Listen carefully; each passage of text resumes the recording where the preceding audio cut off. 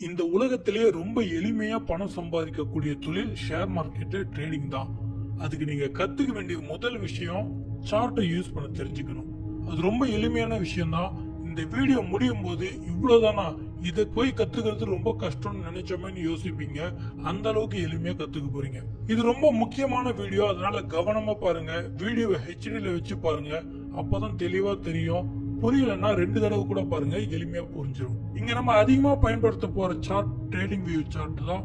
இந்த சார்ட் தான் நீங்க சம்பாதிக்க போற அவ்வளவு பணத்துக்கும் மிக முக்கியமா இருக்க போகுது. இந்த சார்ட் பார்க்க முன்னாடி 3 விஷயங்களை தெரிஞ்சுக்கிட்டா இது எளிமையா புரிஞ்சிடும். அதுல 1 விலை, 2வது டைம், 3வது கேண்டில். விலை இப்ப கீழ இருந்து மேல போகுது பாத்தீங்களா, இது விலை.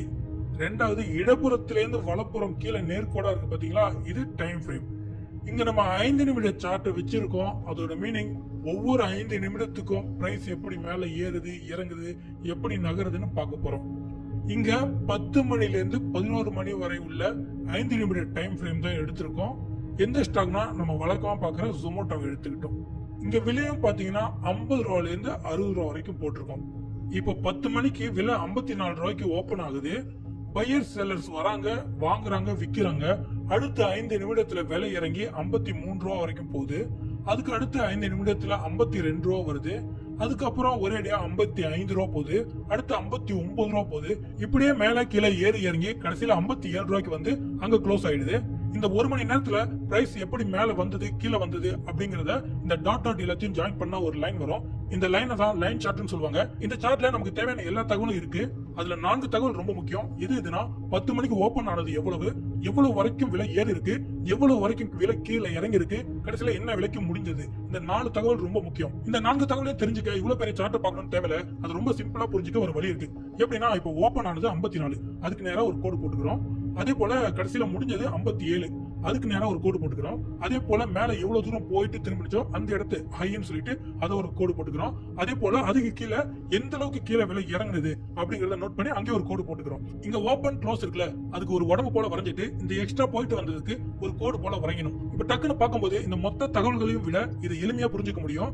இதை பார்க்கும்போது உங்களுக்கு ஓபன், க்ளோஸ், ஹை, லோ எல்லாமே தெரியும். பார்க்கிறதுக்கு கேண்டில், அதாவது மெழுகுவத்தி போல இருக்கிறதுனால இதை கேண்டில் ஸ்டிக்னு சொல்றோம். இதோட உடல் பகுதியை பாடின்னு சொல்லுவாங்க. இந்த திரி போல மேல கீழே போயிட்டு வரத விக்னு சொல்லுவாங்க.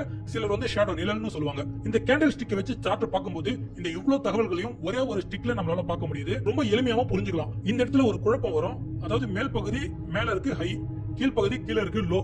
இப்ப இந்த ஓபன் ஆனது கீழ இருந்து மேல போனது ஓகே. ஒருவேளை மேல ஓபன் ஆகி கீழே க்ளோஸ் ஆயிருந்தா என்ன பண்றது? அதுக்கு தான் கலர் கொடுத்திருக்காங்க.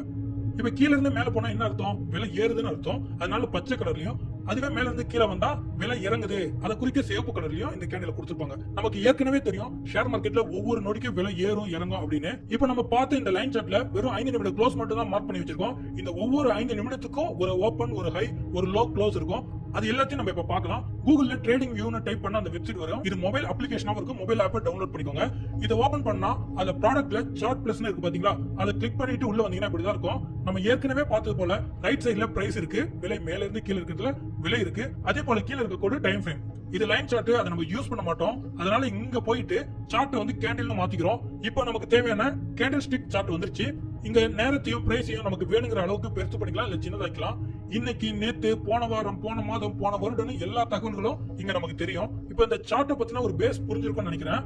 இந்த சார்ட்டை எப்படி யூஸ் பண்றதுன்னு ஒரு மேம்போக்க தெரிஞ்சுக்கலாம் வாங்க.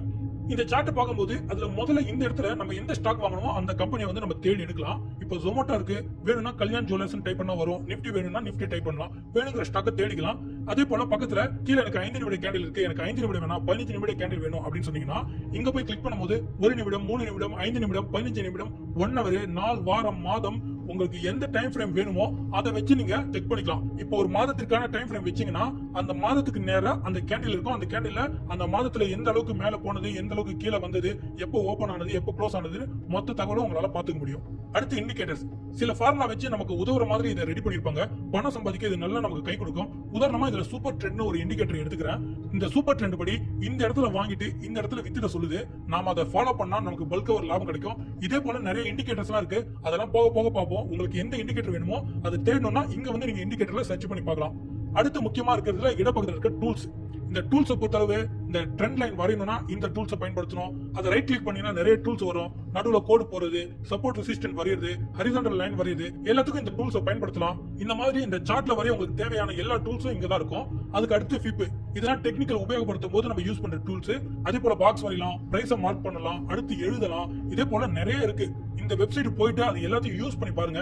எமோஜி, ஜூம் எல்லாம் யூஸ் பண்ணி பாருங்க. இதெல்லாம் யூஸ் பண்ண தான் உங்களுக்கு புரியும். நாம இனி வரும் வீடியோல டெக்னிக்கல் இதை வச்சு நிறைய வரைவோம். அப்ப நல்லா தெளிவாகிறோம். இப்போ உங்களுக்கு இதை வச்சு என்னெல்லாம் பண்ணலாம்னு ஒரு ஐடியா கிடைக்கும். அதனால நீங்க யூஸ் பண்ணி பாருங்க. அப்படியே ஏதாச்சும் தப்பா வரைஞ்சிட்டீங்கன்னா கடைசியில டெலிட்னு ஒரு ஆப்ஷன்ஸ் இருக்கும். அதை கிளிக் பண்ணீங்கன்னா எல்லாமே போயிடும். அதுக்கு அடுத்து இந்த பக்கம் பாத்தீங்கன்னா செட்டிங். இது செட்டிங்ல இந்த கேண்டிலோட கலர் மாத்துறது, பேக்ரவுண்ட் மாத்துறது, இந்த மாதிரி நிறைய ஆப்ஷன் இருக்கும். இங்கேயும் போயிட்டு நீங்க மாத்தி மாத்தி போட்டு பாருங்க. ஏதாவது மாறிடுச்சுன்னா கீழே அப்டேட் டிஃபால்ட் இருக்கும். அதை கிளிக் பண்ணீங்கன்னா பழையபடி வந்துடும். பயப்படாம இதெல்லாம் நீங்க என்ன வேணுமோ செஞ்சு பார்த்து கத்துக்கலாம். அடுத்து ரைட் சைடுல இருக்க முக்கியமானது வாட்ச் லிஸ்ட். இப்போ நம்ம குறிப்பா ஒரு 10 ஸ்டாக் டெய்லி நோட் பண்ணி வச்சுட்டு அதையே திரும்ப திரும்ப பார்க்க போறோம்னா நம்ம ஸ்டாக்ல போய் தேடிக்கிட்டு இருக்க வேணாம். ஒரு தடவை தேடின ஸ்டாக் இந்த இடத்துல ஆட் பண்ணிட்டோம்னா நம்ம என்ன ஸ்டாக்லாம் ஆட் பண்ணிருக்கோமோ அது எல்லாம் ரெகுலரா நம்ம பார்த்துக்க முடியும். அதுல ஸ்டோர் பண்ணி வைக்கிற, நோட் பண்ணி வைக்கிற இடம்னு வச்சுக்கோங்க. இது வந்து வாட்ச் லிஸ்ட். அதுக்கு கீழே அதிகமா நம்ம போகவே மாட்டோம். தெரிஞ்சுக்கணும்னா அதெல்லாம் நீங்களா யூஸ் பண்ணி பாருங்க. முக்கியமானது எல்லாமே இது மட்டும் தான். இதுக்கு அதிகமா மத்ததெல்லாம் தேவைப்படாது. அதெல்லாம் போக போக அப்படியே நமக்கு தேவைப்படுறப்ப நம்ம யூஸ் பண்ணி தெரிஞ்சுப்போம். பேசிக் இதுதான். இதை மட்டும் கத்துக்கிட்டாலே போதும். டெக்னிக்கல் அனாலிசிஸ் பண்ண இந்த அளவுக்கு சார்ட்டை பத்தின நாலேஜ் இருந்தாலே உங்களால ஈஸியா அதை வச்சு டெக்னிக்கல் அனாலிசிஸ் செய்ய முடியும். அவ்வளவுதான் இந்த வீடியோ.